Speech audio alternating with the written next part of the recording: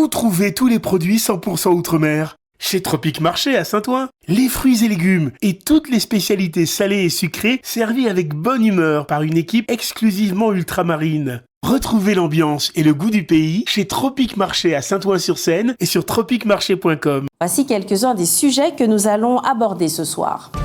Le 26 juin 2020, souvenez-vous, les statues de Joséphine de Beauharnais et de Belin-des-Nanduc sur la savane de Fort-de-France avaient été déboulonnées. Le gouvernement chinois est récemment passé de l'objectif zéro Covid à celui de zéro Covid au sein de la société. Dans votre rubrique sondage ce soir, vous avez répondu à la question suivante. Si on donne davantage de pouvoir à nos élus, la Martinique va-t-elle mieux se développer? Retrouvez en fin de journal le savoir et réfléchir de Roland Laouché. Il s'intitule ce soir « Autonomie ». Pour les femmes diagnostiquées d'un cancer du sein de stade 1 à 3, le risque de rechute a été divisé par 2 en moyenne entre 1980 et 2000. L'air aujourd'hui en Martinique est bon. Pour les élections législatives prévues les 11 et 18 juin prochains, vous le savez, vous pouvez encore vous inscrire sur les listes électorales. Vous avez jusqu'à aujourd'hui pour le faire en ligne et jusqu'au vendredi 6 mai pour faire la démarche en mairie ou par courrier. Souvenez-vous, le 26 juin 2020, les statues de Joséphine de Beauharnais et de Belin-des-Nanduc sur la savane de Fort-de-France avaient été déboulonnées et jetées par terre, tout comme celle de Victor Schellcher le 22 mai. 5 personnes soupçonnées d'avoir perpétré ces délits ont été arrêtées hier dès 6 h du matin à leur domicile. Elles ont été placées en garde à vue. Il s'agit de 3 hommes et d'une femme. 3 d'entre eux ont été mis en examen et laissés en liberté sous contrôle judiciaire. 2 autres sont toujours en garde à vue. Les arrestations ont été vivement critiquées par la CGTM, Combat ouvrier et le comité du 13 janvier 2020, présidé par Alex Granville.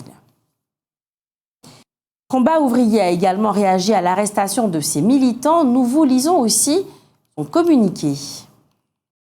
Ce jour, des militants anti-chlordécone ont été jetés en garde à vue dans plusieurs gendarmeries. Ils ont été interpellés au petit matin chez eux. Les causes de ces interpellations seraient liées au déboulonnage de statues qui ont eu lieu en 2020 à Fort-de-France et à Schellcher. Une fois de plus, policiers et gendarmes ont ainsi embarqué ces militants comme s'il s'agissait de grands malfaiteurs. Combat ouvrier dénonce fermement ces méthodes brutales et méprisantes de la justice coloniale. Ces méthodes d'intimidation sont mises en œuvre contre ces militants anti-chlordécone, alors que, jusqu'à ce jour, empoisonneurs, pollueurs et États complices sont sur le point de bénéficier d'un non-lieu, non à la répression coloniale. Plusieurs centaines de personnes ont porté plainte contre les promoteurs du système pyramidal JMJ Privilège. C'est un système du genre sous-sous. Le promoteur risque 5 ans de prison et 375 000 € d'amende. S'il est prouvé qu'il s'agit d'une escroquerie en bande organisée, la peine peut aller jusqu'à 10 ans d'emprisonnement et 1 million d'euros d'amende. Notons que des plaintes ont également été déposées contre le sous-sous des amis. Christophe Malo, le jeune et talentueux nageur, s'est rendu vendredi dernier à l'école de Pelletier au Lamentin pour sensibiliser les élèves aux dangers que constitue le sucre pour la santé. Une de nos téléspectatrices nous a envoyé la lettre suivante. Depuis l'annonce des scores obtenus par Marine Le Pen dans les Outre-mer, certains de ceux qui ont voté pour elle apparaissent à visage découvert sur les réseaux sociaux pour expliquer à ceux qui ont fait un choix différent du leur à quel point ils ont eu tort. Je me pose donc les questions suivantes. Éprouvent-ils le besoin de se justifier de leur choix parce que d'aucuns le considèrent comme une trahison envers eux-mêmes, le jugeant même contre nature? Pourtant, ils ont voté en leur âme et conscience. Ils n'ont donc, en principe, de compte à rendre à personne. Deuxième interrogation. Ont-ils un problème avec la démocratie? Ce qui expliquerait leur difficulté à accepter l'expression d'opinions publiques différentes de la leur, mais aussi leur attraction pour le parti d'extrême droite qu'est le Front National. Et moi qui croyais au bien fondé de l'isoloir et du secret du vote censé protéger la liberté de conscience, d'opinion et d'expression du citoyen. Fin de citation.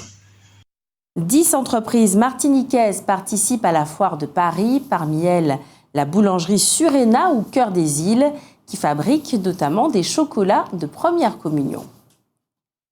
Concernant la campagne sucrière, c'est l'heure du bilan. La sécheresse a procuré une canne à sucre plus riche en sucre, mais comme souvent désormais le tonnage est insuffisant, les professionnels affirment qu'il faut de toute urgence trouver des nouveaux moyens d'irrigation, faute de quoi cette culture sera véritablement en danger dans notre pays. Il arrivera, menace-t-il, le jour où il faudra faire le choix entre la sucrerie et la distillerie, ce qui signifie qu'il faudra abandonner soit le sucre, soit le rhum. L'UNAFAM est une association de familles et amis de personnes atteintes de troubles psychiques, très active en France. Sa présidente, Marie-Jeanne Richard, a d'ailleurs été promue l'an dernier au rang de chevalier dans l'Ordre national de la Légion d'honneur pour son action militante en faveur du droit des patients et de leurs proches. Voici les grandes lignes d'un communiqué qu'elle a publié ce lundi 2 mai. Voici les grandes lignes d'un communiqué qu'elle a publié le lundi 2 mai. C'est par voie de presse et avec stupéfaction et colère que nous avons appris la parution du décret qui vient compléter les modalités d'application de la loi de janvier 2022 relative à la responsabilité pénale applicable aux personnes vivant avec des troubles psychiques. Contrairement au projet initial, ce décret précise que si une de ces personnes commet suite à l'arrêt de son traitement médical un acte susceptible d'être puni par la loi, elle en sera tenue responsable. En intégrant cette mention, le législateur a donc choisi de pénaliser en réalité l'arrêt du traitement. Un choix incompréhensible qui stigmatise encore une fois les personnes vivant avec des troubles psychiques et qui va à l'encontre du travail mené. Jusqu'ici, la personne n'était tenue pour responsable de ses actes que lorsque le trouble mental résultait d'une intoxication volontaire. L'UNAFAM part donc au combat contre l'ajout de cette seconde cause. Nous déplorons qu'un décret si lourd de conséquences n'ait pas été concerté en amont avec les professionnels, les usagers et leurs familles. L'introduction dans ce décret de la notion d'arrêt du traitement médical, qui n'existe pas dans le Code de procédure pénale, représente une régression. Elle est d'autant moins admissible que dans son avis sur la loi de juillet 2021, le Conseil d'État précisait que l'arrêt du traitement psychoactif ne pourrait pas être incriminé. Or, les personnes souffrant de troubles psychiques n'en ont pas toujours conscience, c'est même une caractéristique de certaines maladies. On ne peut donc affirmer que l'arrêt du traitement relèverait seulement de la propre volonté d'une personne. L'introduction de cette disposition revient à punir les personnes parce qu'elles souffrent de troubles psychiques. Pour rappel, en dehors des dispositions législatives et réglementaires concernant l'obligation de soins, toute personne a le droit de choisir de suivre ou non un traitement médicamenteux. Nous dénonçons ce décret contraire aux droits et aux libertés des personnes vivant avec des troubles psychiques et plus que jamais, nous allons nous mobiliser pour faire entendre notre voix. Fin de citation. C'est finalement le collège Mandy François Elie qui représentera la Martinique à la finale nationale du concours scientifique général. Il est porteur d'un projet sur la montée des eaux. Notons qu'en Guadeloupe, c'est le collège Saint-Jean-Perse qui a été retenu avec son projet qui explique comment la technologie peut améliorer le corps humain. Et en Guyane, c'est le collège Gérard Olderki qui a proposé le tout renouvelable ou comment produire et stocker de l'énergie électrique de façon durable. L'AFCA organise une conférence de presse ce samedi 7 mai pour informer des rebondissements intervenus dans l'affaire du crash de Maracaibo. À l'aéroport Félix-Éboué de Cayenne, les douaniers ont intercepté dans les bagages de plusieurs personnes partant en France 35 kilos de cocaïne. Selon l'Institut des politiques publiques, les mesures sociales et fiscales prises au cours du premier quinquennat d'Emmanuel Macron n'ont pas colmaté la fracture sociale. Grâce au remplacement de l'impôt de solidarité sur la fortune par l'impôt sur la fortune immobilière et à l'instauration de la flat tax, un prélèvement forfaitaire unique de 30% sur les revenus du capital, les très riches sont devenus encore plus riches au cours du dernier quinquennat. Le 1% des Français les plus aisés, ceux qui vivent avec près de 130 000 € en moyenne par an, ont vu leur niveau de vie augmenter de 2,8%. À l'inverse, les plus pauvres ont perdu 8,43 € sur le quinquennat. Cependant, le niveau de vie de l'ensemble de la population a augmenté en moyenne de 1,59% et même de 3% pour les actifs, notamment via la prime d'activité et la baisse de l'impôt sur le revenu. Cette dernière, comme la suppression de la taxe d'habitation, a profité à la moitié de la population la plus aisée. Qu'en est-il alors des ménages les plus modestes ? La hausse de la fiscalité indirecte des taxes sur le tabac et l'énergie principalement a beaucoup pesé sur les foyers les plus modestes.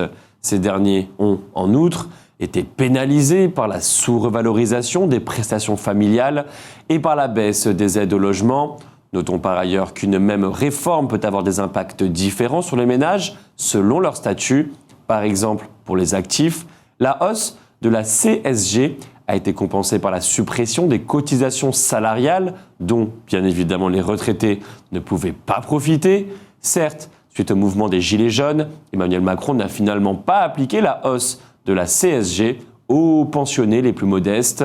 Mais malgré cela, le niveau de vie de la quasi-totalité des retraités a augmenté de moins de 1% sur 5 ans, sauf pour les bénéficiaires de la revalorisation. Les étudiants du campus ont donc monté la pièce Les Veuves Créoles. Ils l'ont jouée avec succès dans le gymnase du campus avant de la présenter dans un certain nombre d'établissements scolaires. On est bien entendu surpris de la façon dont les Martiniquais se vautrent de diverses façons dans le souvenir de l'esclavage.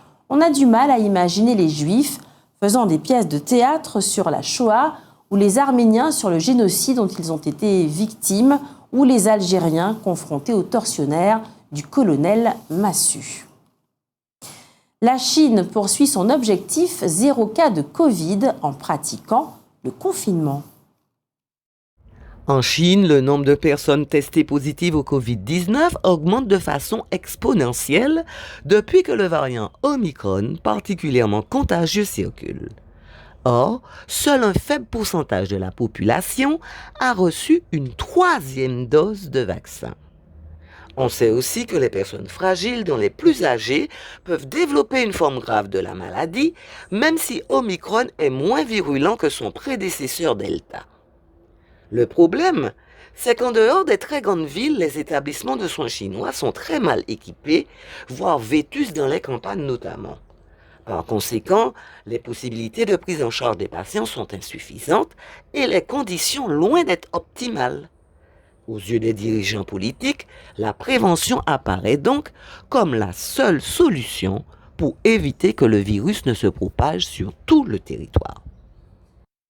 Et récemment, le gouvernement chinois est passé de l'objectif 0 Covid à celui de 0 Covid au sein de la société.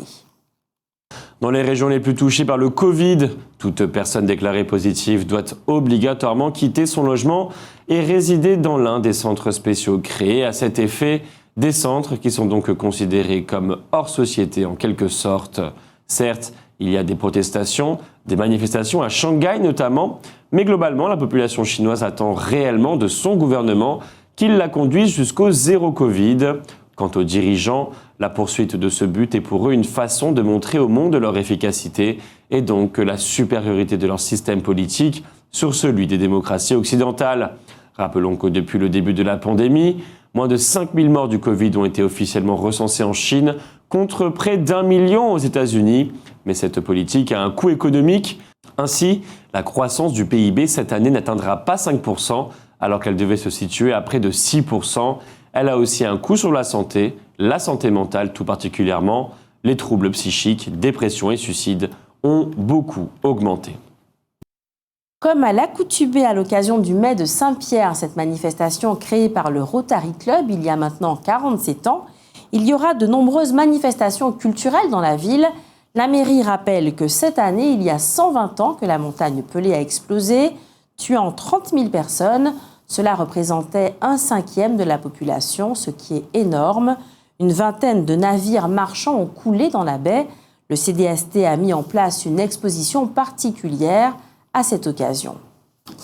Et rappelons qu'aujourd'hui, la montagne Pelée est placée en vigilance jaune. Les professionnels observent une activité souterraine très intense, de nombreux tremblements de terre de faible intensité, mais pas de fumerolles comme ce fut le cas en 1902. Passons maintenant à votre rubrique sondage. Ce soir, vous avez répondu à la question suivante. Si on donne davantage de pouvoir à nos élus, la Martinique va-t-elle mieux se développer ? Sondage.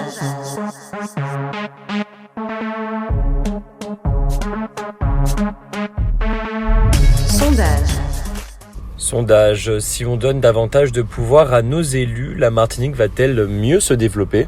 Alors, je pense que oui, à condition que les élus qui le veulent bien, s'ils ont plus de pouvoir, qu'ils ont vraiment une vision pour le développement de la Martinique. Mais je suis un peu sceptique sur leur vision qu'ils ont vraiment pour le développement de la Martinique. Je serais content s'ils font le nécessaire, mais s'ils ne font pas le nécessaire, c'est pour pouvoir tromper les gens, c'est pas la peine. Hein. C'est pas la peine qu'ils soient élus. Hein. Et puis, ils font pas leur boulot, quoi. Mais oui, c'est tout ce que j'ai à dire. Hein. Parce qu'on en a assez que tout vienne de là-bas, de la métropole. Et quand vous passez dans Fort-de-France, c'est un désastre. Alors, nos élus, s'ils ont le pouvoir ici avec nous, hein, on pourrait peut-être mieux s'en sortir. On veut pas, je ne veux pas dire c'est l'indépendance ou quoi que ce soit, mais un peu d'autorité quand même. Quand vous passez l'avenue Général de Gaulle, il faudrait quand même mettre l'avenue Aimé Césaire. Peut-être que les jeunes, tout le monde serait plus, on se sentirait mieux martiniquais. Voilà, dans notre pays. Oui, je pense qu'elle va mieux se développer. Pourquoi ? Parce que, ayant plus de pouvoir, ils auront plus de finances.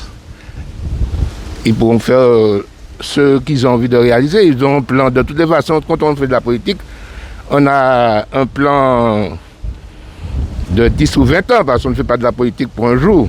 Alors il y a un plan. Je pense que oui, parce je pense qu'il y aura plus d'ouverture sur la Caraïbe et que les échanges commerciaux ils auront plus de pouvoir, quoi, pour d'autres échanges, puisque nous sommes tout près de la Caraïbe et je pense que les meilleurs développements c'est avec la Caraïbe. Hein. Même pour les enfants, pour leur étude, tout ça, hein. Je pense que ce serait une bonne opportunité. Sondage. Si on donne davantage de pouvoir à nos élus, la Martinique va-t-elle mieux se développer ? Je pense que oui. Après, il faut qu'ils qu'ils en parlent aux citoyens pour que ça soit le peuple qui profite.